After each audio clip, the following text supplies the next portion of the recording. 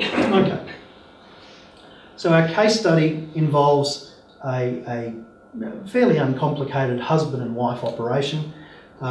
It's a company called Davange Proprietary Limited, and it's a trustee for a family trust, and it's a family trust of Dr. David O'Dell and his wife Angela.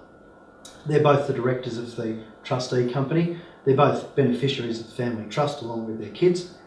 Angela is the sole shareholder of Davange. David and Angela each hold 500 Class A shares. What are Class A shares? It's unimportant for the discussion today, but we can talk about that later if you need to. The rights attached to those shares allow them to be redeemed at no value should either David or Angela withdraw from the activities of the company. That will become important later on. David is 34, Angela's 32. David's got a PhD in information technology, and Angela's professional background is in event marketing and management. Davange operates an IT consulting business with both government and private clients. It writes customised software packages to suit small-scale rollouts in the information and biometric security field. Davange has 17 employees, including both David and Angela. Davange is the sole Australian licensed distributor and reseller of a product called SecScan. That's SEC scan, not something else, so we'll make sure that's clear for the purposes of our recording today. It's a proprietary integrative security package that's popular in high security government, military, police and private security environments. The licence has been granted by the parent company, SecScan GmbH, and they're based in Wiesbaden in Germany. The location's insignificant, I just like the name Wiesbaden. The licence agreement with the German parent is denominated in euro, so the contract's been signed in euro, and recent fluctuations in that currency due to the instability of the Eurozone countries has resulted in increased prices of key components, as well as the requirement for an upfront bond of 10% from outbound logistics companies in Europe. Davange is on a number of intergovernmental panels and has five private contracts, 3 of which involve the supply of SecScan. So that's the basis of our scenario for today, setting the scene about what this company does. From there have been some recent developments. David's concerned by the lack of new tenders being let by the government and has heard rumours from contacts within certain departments that budget cuts will be implemented in areas involving IT contracting. That's pretty topical at the moment for anybody involved in that space, and I think it's only going to become more prevalent as we move through the next 12 to 18 months. Angela has decided to reinvigorate the company and, using her event background, has developed a concept called EventMate. It's a multi-agent ticket broking package that allows tourists to major geographical tourist locations to purchase customised packages of tickets to events and attractions to suit their own tastes. EventMate would initially utilise local tourist information kiosks, sort of things you see around the place in various accommodation places and those sorts of things, as well as being able to purchase tickets via the internet from a customised website. The package still requires some research and development before it can be rolled out, and a further $30,000 in software development costs and approximately $50,000 in hardware configuration costs are expected. David and Angela are also the trustees in their own right of the O'Dell Super Fund, a complying self-managed super fund. More and more common these days that people are choosing to run their own super. The fund holds a portfolio of shares as well as commercial premises from which Davange operates, and a holiday house at Huskisson on the New South Wales South Coast. And that's subject to local property management during school holiday seasons. David and Angela have recently moved to the northern Canberra suburb of Nichols and have allowed their super fund to go part guarantor for the finance on the Nichols house. Davange has granted a security interest to the bank for the mortgage on Nichols, and that was formerly what was called a fixed and floating charge. So the names have changed, the effect is still the same. And that has extended the existing facilities that the business has with the bank on loans and collateral, also on the Huskisson property. Davange does not have sufficient funds to underwrite the final R&D and rollout of EventMate, and the bank's considering David and Angela's business plan very carefully. They're both concerned that the project investment will be lost if the bank doesn't come through, and the approval has not yet happened. They're keen to explore other sources of finance. Davange will need to lease office premises on the Gold Coast to fund the first EventMate rollout site. They'll also need to fund the first EventMate rollout site, and will need to employ 2 local staff as business development officers for 6 months, according to Angela's estimates. Angela will also need to spend 6 months on the ground in Queensland after the rollout to make sure that there's sufficient traction for the product. From David's side of the business, the parent company of Sexscan has announced plans to sell directly into the Australian market.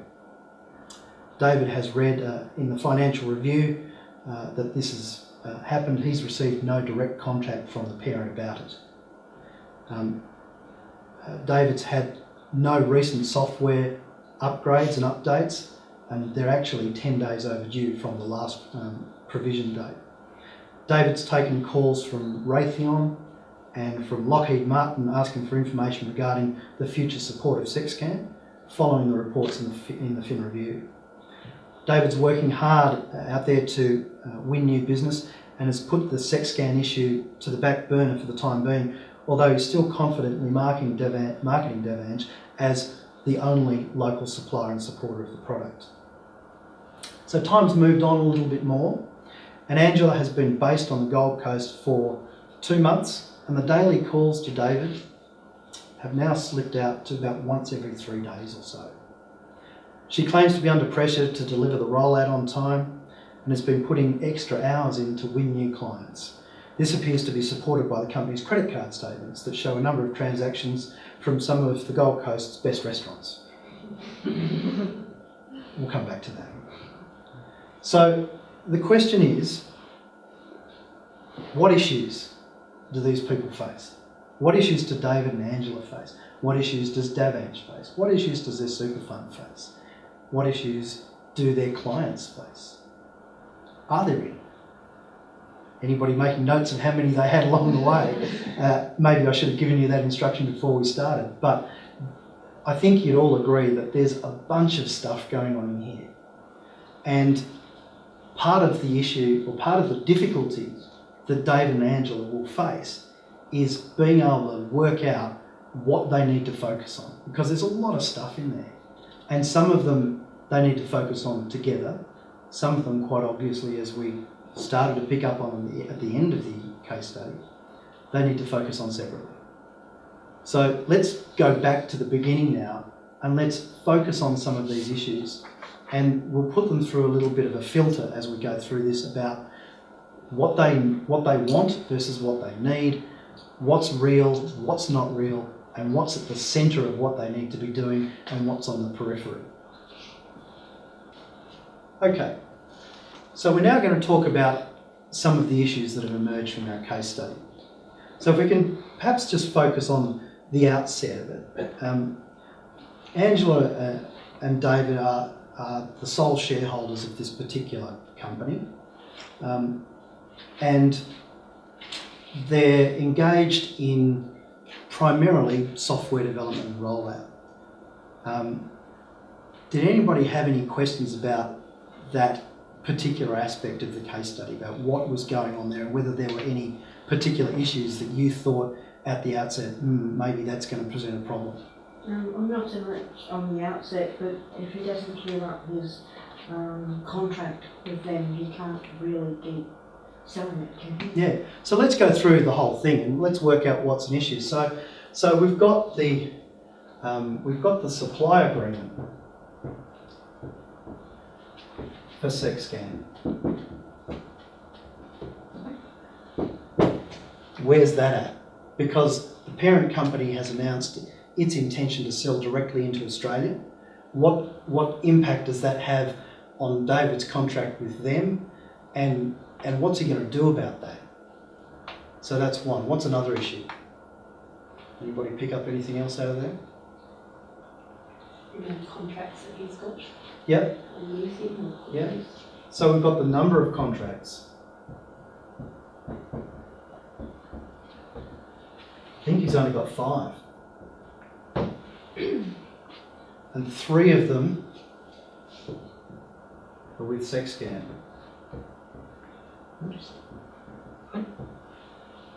He's also the fact that his government clients are reducing their IT budgets. Mm-hmm.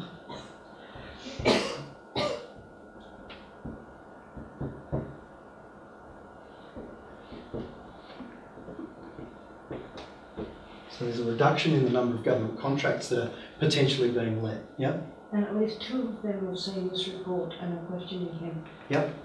Absolutely. So there's now concern.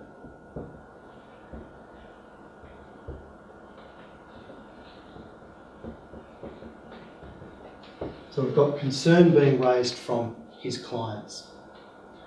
Yeah. What about the lack of communication? Yep. I think that's now feeding into that supply agreement. There's a whole range of things around the supply that's going to cause David a fair bit of concern about where that arrangement's heading. And that's critical to it.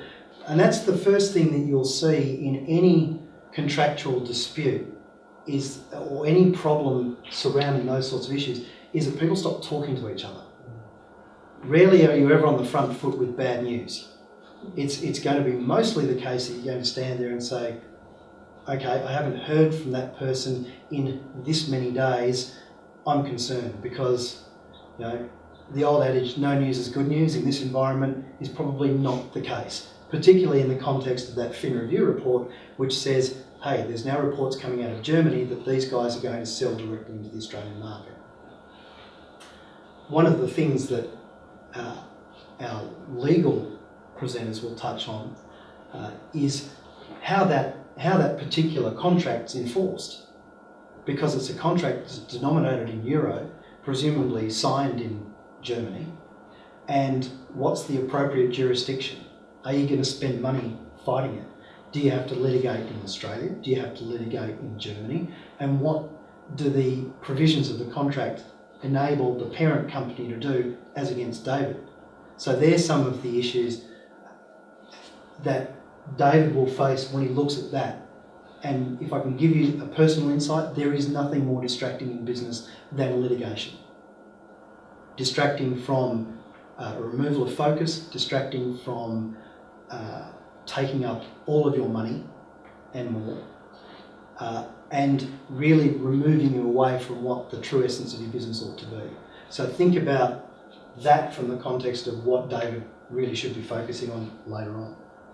Out of the developments, I think one of the other things that is critical is this event, mate.